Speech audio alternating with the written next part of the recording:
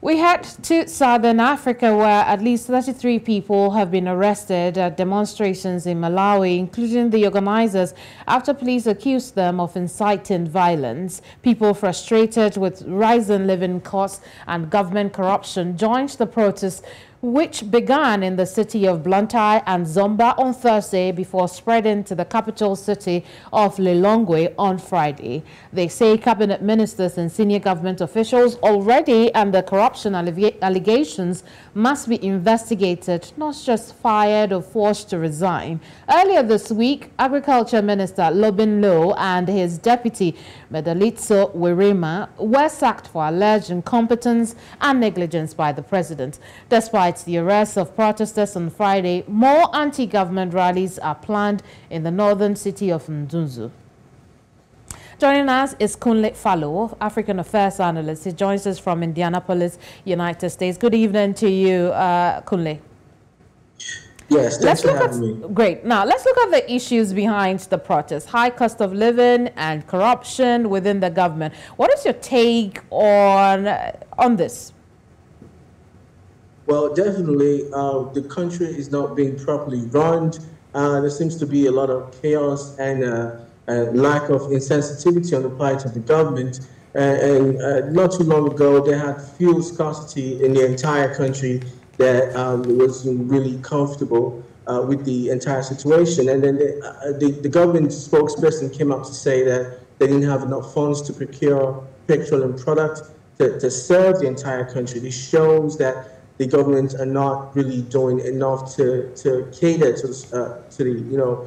the entire citizenry, and this is really not good for the current government, and they will continue to protest and show and display their grievances the only way they can, and it's very legitimate to go out there and say those things, so government and the people will always listen to them and hopefully do something to alleviate their as legitimate as this may be, reports suggest that at least 33 demonstrators were arrested because of the protests. What would you say about the government's reaction to these protests? Well, each government would always want to say that they want to ensure security of lives and property, and when you have protests and violent protests for that matter, it's not comfortable for any government to fold its arms and watch people do civil disobedience. Having said that, arresting lawful citizens protesting democratically, which it's what they can do and what they're legitimately empowered to do according to the Constitution, that shouldn't be the case.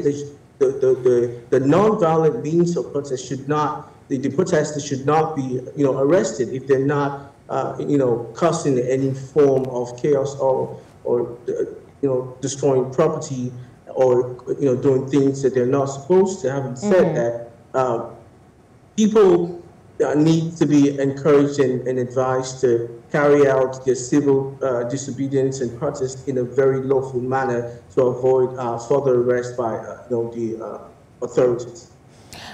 Now, you'd also see that the protest may be a reflection of the president's tenure in office, despite him sacking some of his ministers fingered for corruption. Now, what would you say this is really? How does it reflect on the president? It shows that the approach that the president is currently undertaking is more like a bandage approach. It is not going very smoothly. These ministers and top government officials that have been arrested are not enough.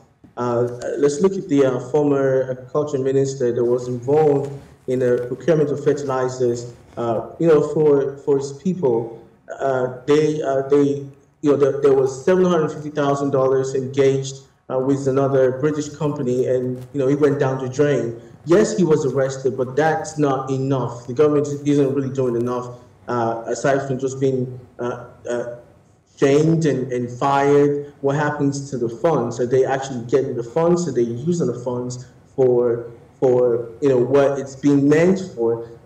These are some of the things, some of the issues that the populace are not comfortable about. So by and large, it's not about arresting top government officials that are corrupt. It's also getting the funds and reappropriating the funds to the places that the funds are meant to go in the first place. Kunle, we see a number of these protests across the continent. As an analyst, what is this indicative of? It's very sad and disheartening in this present age and time that we see the African continent entirely tagged as a developing or underdeveloped country. It's even more scarier when you find situations where a lot of people across board are living below $1 per day, and this is ongoing. I know some top government officials in different parts of Africa will tell you, there's inflation, there's war and global warming across the world, and this is not just an African issue, it's an international issue. Yes, we hear you, but the problem is, Africa has been ravaged with massive corruption, underdevelopment, and epidemic and starvation and diseases, and it's amazing to see how blessed and so much resources here and there, and that the top government officials are not really doing enough to use judiciously this sacred resources that's meant for the people and the citizenry. So unfortunately, the people are getting tired, and people are coming out to display their displeasure and to register their grievances. And hopefully the government are watching and listening, and they come out to Western countries and they see how things are running, although it is not 100%, but at least it's functioning. Hopefully they are, Kunle. I'm afraid we'll have to leave our conversation here, but I do appreciate your time with us.